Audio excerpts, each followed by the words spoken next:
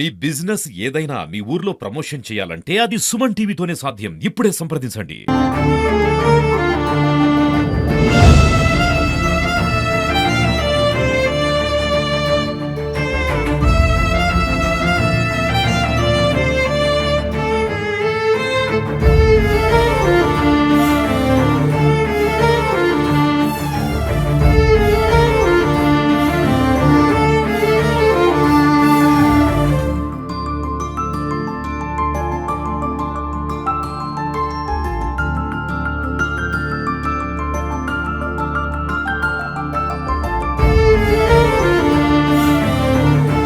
తన ప్రేమ కోసం కన్న వాళ్ళను సైతం వదిలిపెట్టుకొని కట్టుకున్న వారితో కోటి ఆశలతో సాంసారిక జీవితంలో అడుగు పెడితే తన ఆశలు ఆదిలోని అడియాశలు అయితే అని అనుకోలేదు ఈ అభాగ్యురాలు. ప్రస్తుతం ఇదంతా పరువు హత్య కేసు అనొచ్చు, కులహంకార హత్య కేసు అనొచ్చు. ఏ హత్య అయినా కూడా మొత్తంగా ఇందులో ఒంటరిగా మిగిలిపోయింది మాత్రం మనం చూస్తున్న భార్గవి. ఈరోజు స్నేహితుల కన్నీటి నివాళులు, కట్టుకున్న భార్య మొత్తం కన్నీరు ఇంకిపోయేలా చేసిన కన్నీటి మొత్తం సంద్రంలో కూడా ఈరోజు 10వ రోజు వేడుకలు అయితే అంగరంగ విషాదకరమైన వాతావరణంలో జరిగాయి. ప్రస్తుతం మనం చూడొచ్చు, కృష్ణ సమాధి వద్ద ఉన్నాం.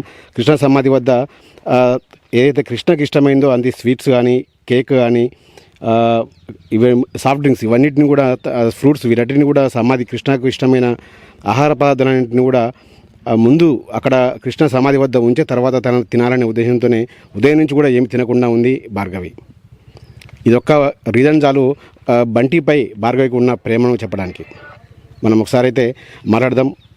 చెప్పమ్మా భార్గవి, ఈ సమయంలో మిమ్మల్ని మాట్లాడించకూడదు, కానీ మీ ప్రేమ విలువ సమాజానికి తెలియాలనే ఉద్దేశంతోనే మీతో మాట్లాడించడం జరుగుతుంది. ఏంటమ్మా, ఇప్పుడు అందరూ ఈరోజు 10వ రోజు, దాదాపు అన్ని కార్యక్రమాలు అయిపోతాయి. రేపటి నుంచి నువ్వు ఒంటరిదానివి. ఏంటి, ఎలా జరగబోతుంది నీ పోరాటం? అంటే ఇది అయ్యే వరకు ఫైట్ చేస్తాము. తర్వాత నేను ఉంటానని లేదు. మా బంటి ఫ్యామిలీ నుంచి నాకు చాలా బాగా సపోర్ట్ ఉంది. వాళ్ళతో ఉంటా నేను. ఇంకా మా మామయ్యని చూసుకుంటా. మేము మంచిగా ఉంటాం. ఇంకా వీళ్ళకి శిక్ష పడేలాగా ఖచ్చితంగా మేము పోరాడతాం దీనికోసం. ఏమనిపిస్తుంది చిన్నతనంలోనే ఇలా జరగడం? చాలా బాధాకరంగానే. అసలు ఇలాంటి పరిస్థితి ఏ అమ్మాయికి రాకూడదు. అదే ఫైట్ చేస్తాను నేను ఖచ్చితంగా. నాతోనే అసలు ఇలాంటి హత్యలు ఆపేయాలి ఇంకా అని చెప్పి నేను చాలా ఫైట్ చేస్తాను దీనికోసం. ఎక్కడికైనా ఏడదాకైనా వెళ్తా దీనికోసం. నేను ఇంకో అమ్మాయికి ఇలాంటిది జరగకూడదు.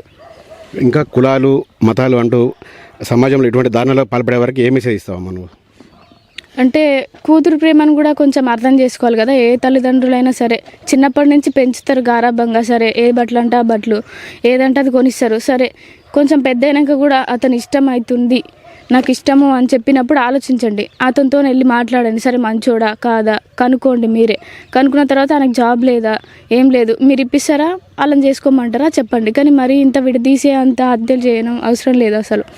సరే, వాళ్ళ ఇంట్లో నుంచి వెళ్ళిపోయారు, మీరు వద్దు, మీరు ఒప్పుకోవట్లేదని వాళ్ళు వదిలేసేయండి. చనిపోయింది అనుకోండి మీ కూతురు, సరే మీ అబ్బాయి అనుకో, చనిపోయింది అనుకోరి. ఎందుకు ఇలాంటివి చేయడం? మీ ఆస్తి కోసం వస్తుందా మీ ఇంటికి? ఇంకా దేనికోసం వస్తుందా? ఫుడ్ హ్యాబిట్స్ కృష్ణకి ఎలా ఉండేవమ్మా? ఎక్కువ చూస్తే స్వీట్స్ ఉన్నాయి కదా, ఎక్కువ స్వీట్స్ ఇష్టపడేవాడు? స్వీట్స్, చిప్స్, కూల్ డ్రింక్స్ ఇవన్నీ బాగా తింటాడు. ఓకే.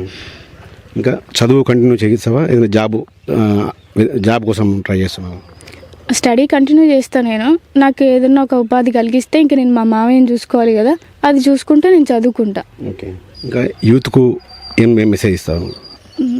అంటే ఏంటి, యూత్కు మీలాంటి చాలామంది ఇప్పుడు మన మిర్యాలగూడలో అమృత ఉంది.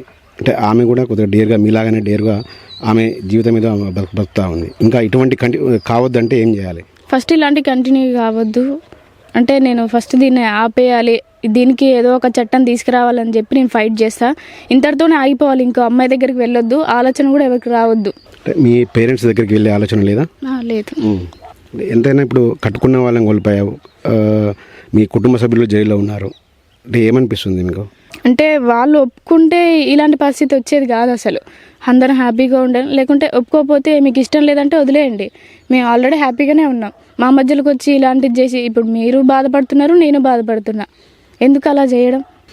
ఇది భార్గవి చెప్తా ఉన్నది. తన భర్తని కోల్పోయినా కూడా తన బంటి ఫ్యామిలీనే తన ఫ్యామిలీగా భావిస్తూ ఉంది.